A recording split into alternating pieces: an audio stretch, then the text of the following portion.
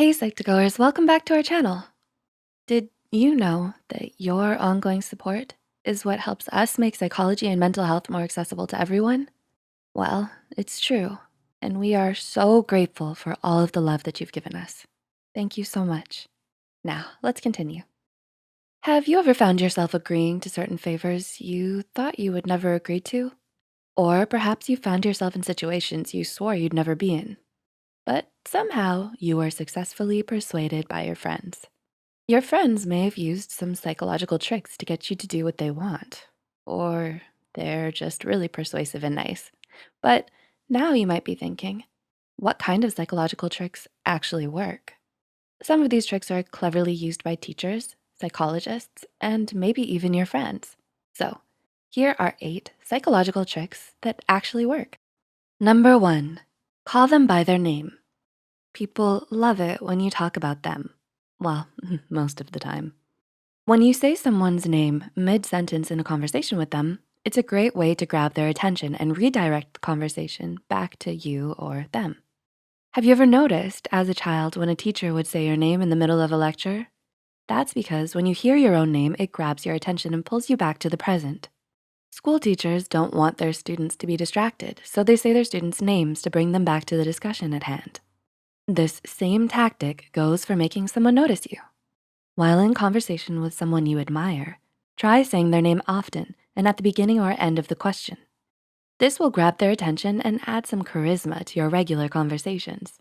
Number 2, hand someone something while in mid-conversation. Here's a fun trick. Let's say you really need help carrying something up to your room, but your pesky brother isn't interested in helping you. In order to get his help, try handing him the object while in mid-conversation with him. For some bizarre reason, when people are in the middle of telling a story or engaged in deep conversation, they'll generally take anything you reach out and hand them. Go ahead, try it out next time. Eating a banana? Randomly hand over your banana peel while you discuss with them the complexities of life and the stirring of the planets. They'll probably take it from you without any question. Number 3, practice the Pavlov theory by chewing gum during an exam. Believe it or not, bubblegum may just help you ace your next big exam. Oh, what? How on earth will chewing gum improve your test scores? If you really need to ace that next exam, you might wanna find a distinct flavor of gum and start chewing it during your study sessions. Then, when you finally take the exam, you'll have conditioned yourself to associate that flavor of gum with the information you studied for the test, and it may just help you remember the information during the test. This is a form of conditioning that started from the Pavlovian theory. According to Hassan University Online, the Pavlovian theory is learning procedure that involves pairing a stimulus with a conditioned response.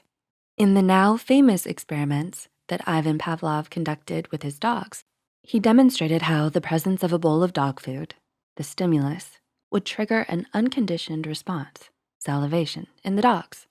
So next time you're studying for a test, bring out the bubble gum and get chewing. It may just earn you that A+. Number 4, try imagining you're where you wanna be in life. This is one psychological trick that can really help you if you use it correctly. Using a form of cognitive dissonance to benefit you. Try changing your mindset to the person you want to be. According to Medical News Today, cognitive dissonance is a theory in social psychology that refers to the mental conflict that occurs when a person's behaviors and beliefs do not align. But instead of experiencing that discomfort, try using cognitive dissonance to motivate change within you. If you can't get your behavior to align with your goals, try convincing your mind that you are already someone who is actively working on those goals. Let's say you have a habit of spending too much money and that you're a bit of a shopaholic. If you wanna move past this habit, try to tell yourself that you just aren't the type of person who likes shopping a lot and that it's not your thing. Changing your mindset could possibly change your actions if you really work at it. Or perhaps you're feeling a bit sad and always look at the negative in most situations.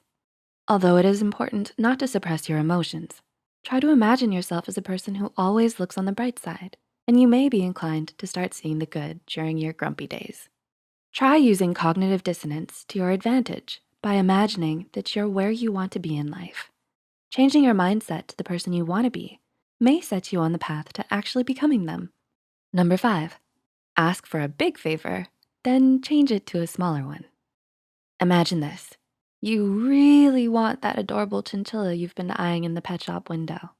You pass by the pet store every day on your way home from school, and the chinchilla's just there, staring you down with his cute little beady eyes. Your birthday is coming up, and you don't have the cash to buy him for yourself. But you've already decided that you wanna name him Giblets. Well, if you wanna use a psychological trick to your advantage, try asking your parents for a dog first. Wait, what? But you don't want a dog. You want Giblets, the chinchilla. Yes, but if you ask your parents for a big favor first, they're bound to say no. If you change it later to a favor that is smaller, they're less inclined to deny you. In psychology, this technique is called the door in the face technique and can be used in many situations. If you desperately need 20 bucks, but you know your friend doesn't like to lend you a lot of money, try asking for 50 instead. 20 bucks seems like a lot less now in comparison. Huh? You and Giblets are now living splendidly. Number 6, ask for a favor when someone is exhausted. This is another sneaky psychological trick. Say your friend really needed to crash at your house. You're definitely busy and have spent the whole night binge watching The Office on Netflix. You just really can't let them stay the night. And you've made up your mind to tell them no, but then your friend suddenly comes knocking at your door in the middle of the night. Somehow you've now let them in and told them they can stay the night. You gave in because you were exhausted and too tired to say no to their pleas. According to several studies, people are more likely to be influenced to do something they initially didn't want to do when they're tired. You were mentally exhausted as well as physically, and you really didn't want to be up that late arguing with your friend. You would have done anything to have the situation over with so you could get some rest. Number 7, mirror others to help you make friends. Are you having a hard time making friends at school? Without having to change anything about who you are, try mirroring the other person's movements and gestures, and they may just be more open to getting to know you. This kind of mirroring is called the chameleon effect and has been explored in further studies.